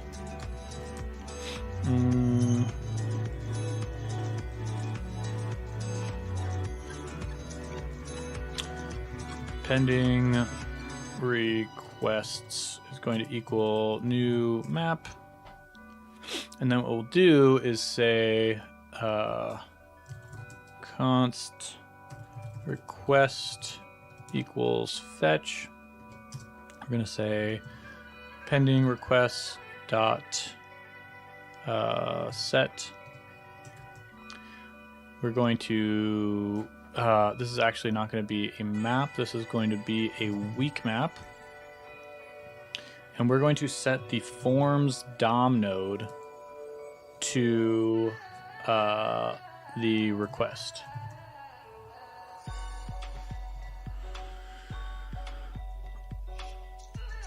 And then inside of here, we're going to say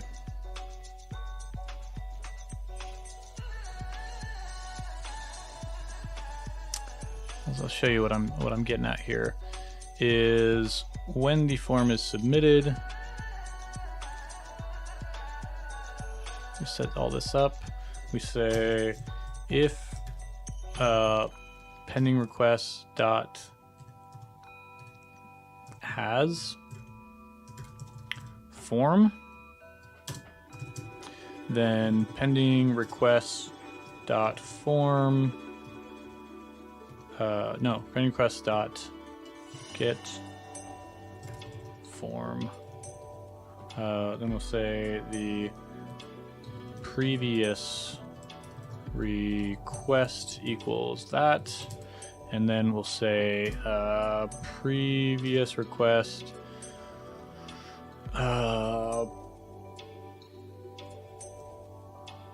is something.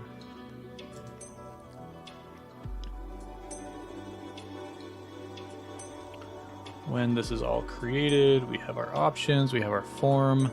We're going to say form URL action to do, and then we'll have const controller equals new abort controller.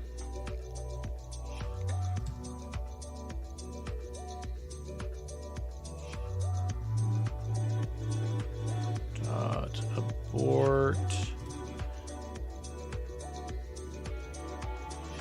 And then we're going to say when, not the request, we want to set that. Okay. So essentially what we're doing here is, I'll explain it in a minute. We're going to create the controller. If the pending request has a previous controller, we're actually going to call this previous controller. Controller dot abort previous controller request object any.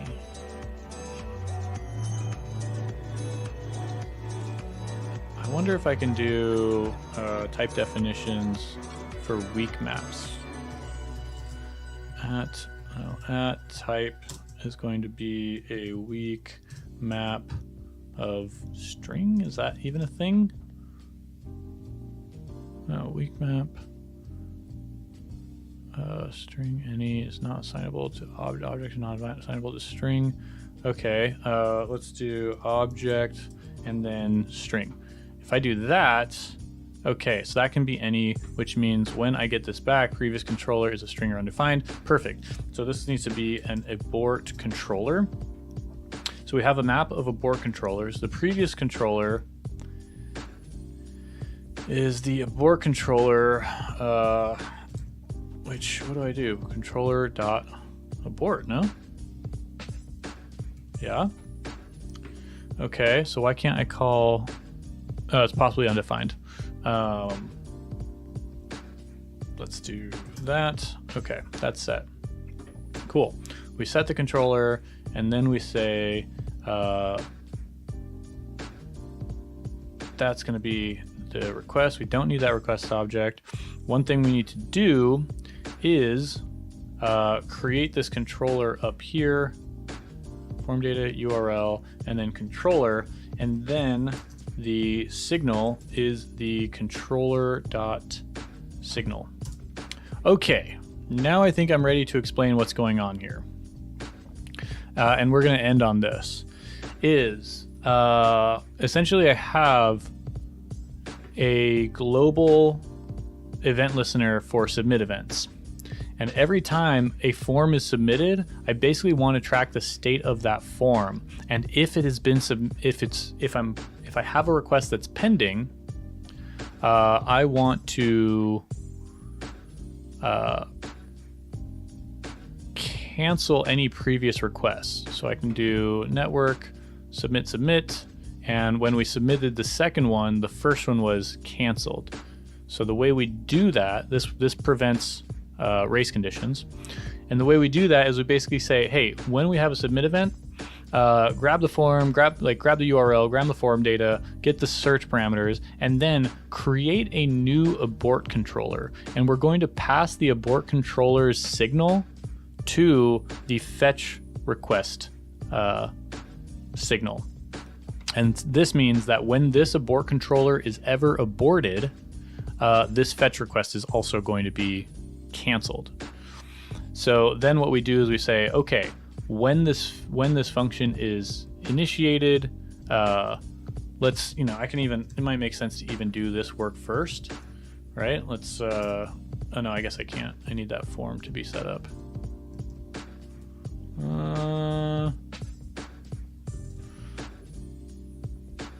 Yeah, whatever.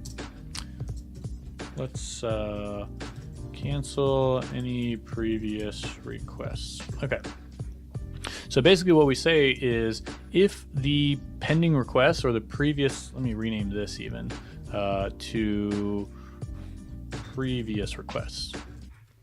If the previous request contains a reference to the form, then go ahead and grab that reference, which is supposed to be an abort controller, and go ahead and abort the previous abort controller. Otherwise, and then regardless what happens, that aside, go ahead and take the previous requests and set the abort controller that we have now and associated with the form's DOM node. So as long as that form is receiving events, we're going to have a reference to that DOM node, which we are using in the weak map to associate that form's DOM node with the abort controller for this next request. And then that's basically it, except for this last step, which is remove previous request dot delete the reference to the previous request once the fetch request has completed. Hopefully that makes sense. Yeah, good job, good boy.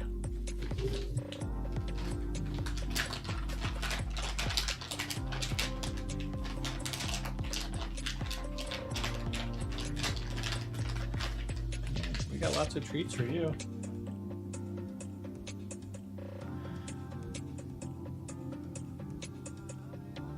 I should have a way to,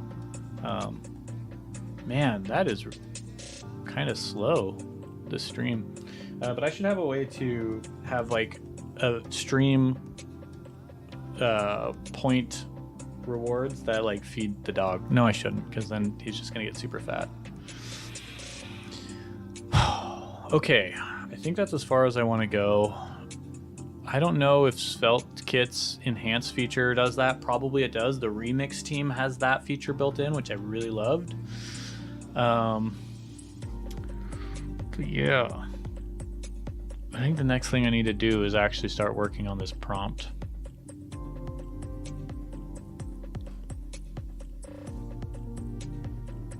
Let me do that. Let me start doing that. Okay, let's do a prompt for what?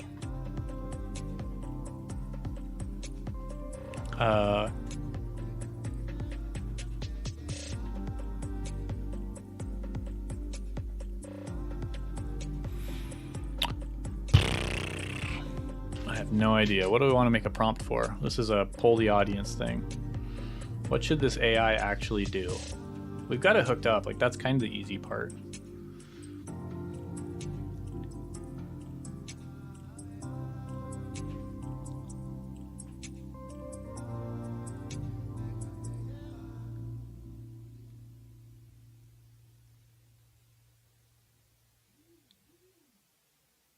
No clue. Yeah, this is the hard part. All right, well, I think I might come up with something like that when I'm not on stream, and then we'll just build it out another time. But yeah, we have added. We learned SvelteKit. We added a form. We did some client-side enhancement, which I want to. You know what? I'm gonna take a little bit of time and see if I can figure this out. I do want to see if I can do a global store thing, because I want to workshop this idea.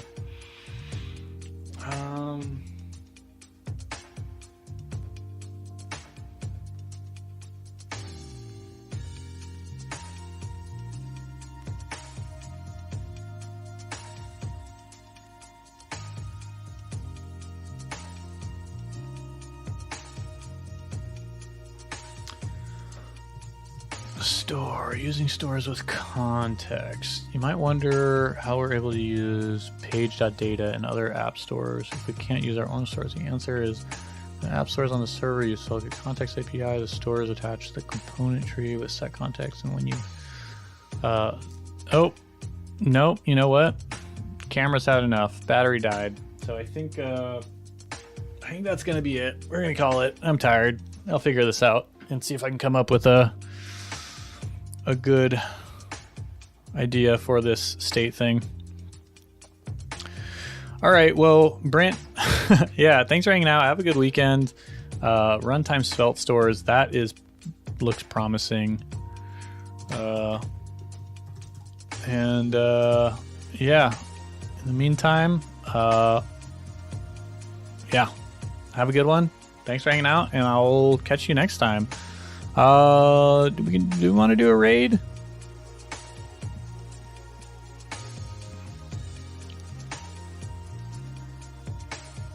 Sure, we'll raid Coding Garden.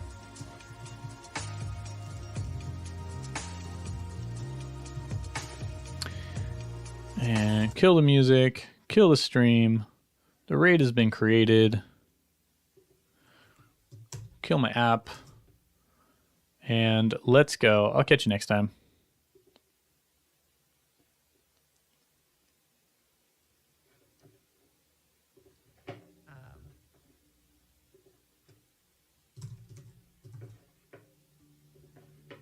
And Austin, welcome in. Thank you for the raid. Welcome, Raiders. We are coding some Svelte. If this card will be reusable, move it to lib. Yes. Yes. We're gonna have multiple props though. So we're gonna have the channel. We can pull this in.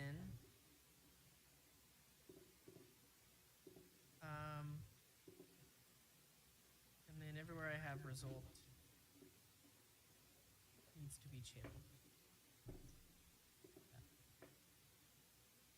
And channel IDs is a map of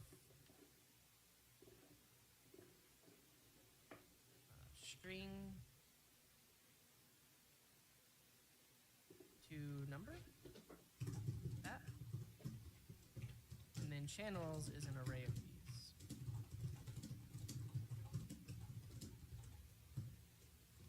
Yes. Great.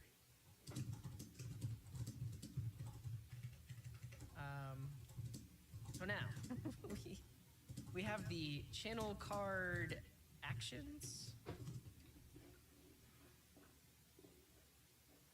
And then now we want to use channel card actions right here, but we need to pass down the channels, the channel, any channel IDs.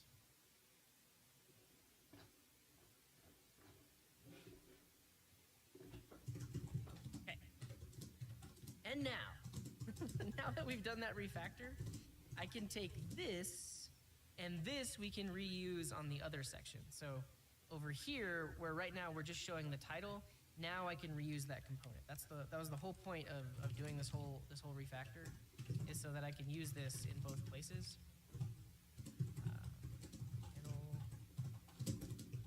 Channel like this. Import both of these. Refactor.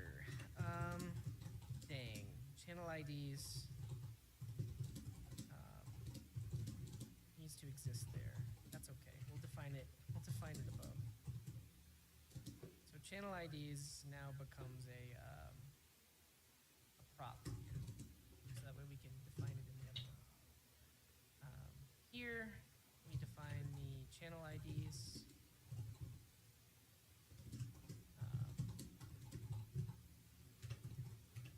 And then here we tell it it's a prop, and then we need to pass it down.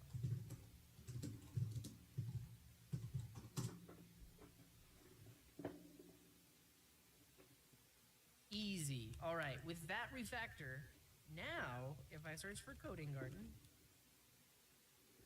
and I click add, it breaks. It doesn't show up.